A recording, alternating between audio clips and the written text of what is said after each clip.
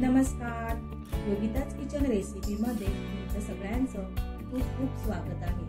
आज आपण बटाटा वड्याची रेसिपी पाहणार आहोत। अगदी गाड्यांमध्ये मिळणारे चवीचे बटाटे वडे आपण बनवणार आहोत। तर व्हिडिओ शेवटपर्यंत पहा। सुरुवात करूया।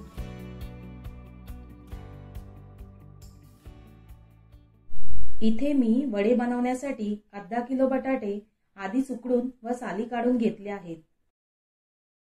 आता हे उकडलेले बटाटे आपण रफली कापून घेणार आहोत। अशा प्रकारे तुम्ही फोडी करू शकता किंवा हाताने स्मॅश देखील करू शकता। तर सर्व बटाटे आपण कापून घेतले आहेत।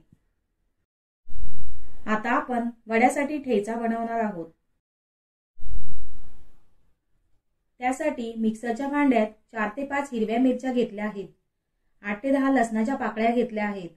1 इंच आलं घेतलं आहे आणि मुठभर कोथिंबीर घालायचं आहे। पाणी न घालता जाडसर वाटून घ्यायचं आहे। तर अशा प्रकारे ठेचा आपण करून घेतलाय। आता आपण बटाटा वड्यांसाठी भाजी तयार करायला घेऊया। त्यासाठी कढईमध्ये 1 पळीभर तेल घालूया। तेल छान कडकडीत गरम झाल्यावर त्यामध्ये अर्धा चमचा मोहरी घालायची आहे।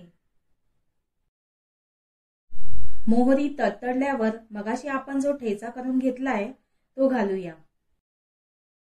त्याचबरोबर पाव चमचा हळद पावडर, चिमूटभर हिंग आणि चवीपुरतं मीठ घालून गॅसची फ्लेम मंद करून हा ठेचा मिनिटभर परतून घ्यायचा आहे।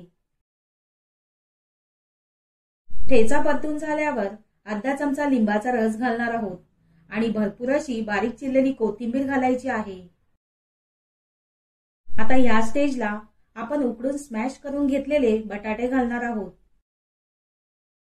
आता हे बटाटे मसाल्यांमध्ये 2 ते 3 मिनिटांसाठी छान परतून घ्यायचे आहेत। त्यामुळे सर्व मसाले बटाट्यांमध्ये व्यवस्थित मुरतील। तळापासून वरपर्यंत अशा प्रकारे बटाटे चमच्याने हलवून छान स्मॅश करून घ्यायचे आहेत। तर अशा प्रकारे वडे बनवण्यासाठी बटाट्याची भाजी आपली तयार झाली आहे। भाजी थंड होईपर्यंत वड्याचे जे कोटिंग असतं ते बनवणार आहोत। त्यासाठी मी इथे 1 कप बेसन घेतला आहे।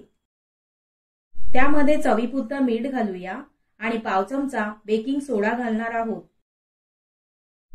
आता यामध्ये 1 कप बेसनसाठी मी अर्धा कप पाणी घालणार आहे आणि मिश्रण व्यवस्थित चमच्याने एकजीव करणार आहे।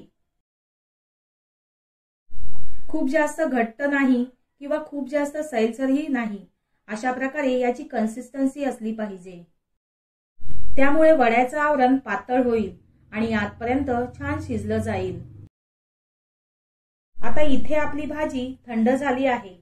आता वडे तयार करूया। तर अशा प्रकारे वडे आपण चपटे करणार आहोत। तुम्ही तुमच्या आवडीनुसार गोल किंवा चपटा वडा करू शकता।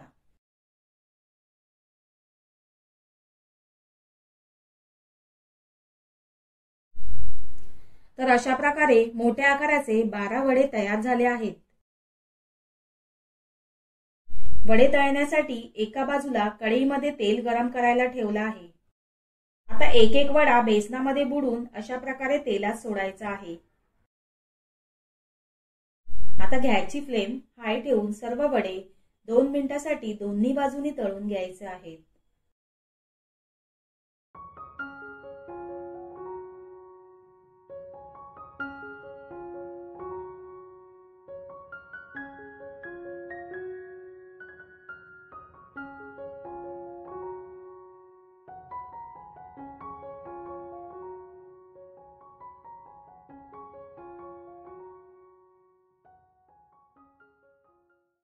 अशाच पद्धतीने मी इतर सर्व वडे तळून घेते। तर इथे आपला मुंबईतील गाडीवरचा मस्त टेस्टी वडा तयार झाला आहे। एक वडा मी तुम्हाला कट करून दाखवते।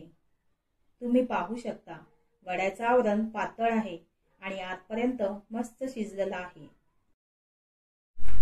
आता या पावाला हिरवी चटणी लावून वडा त्यावर ठेवणार आहोत।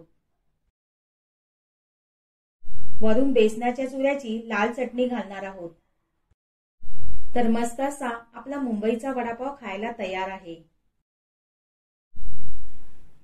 आजची रेसिपी तुम्हाला कशी वाटली कमेंट करा, व्हिडिओला लाईक करा आणि चॅनलला सबस्क्राईब करा. धन्यवाद.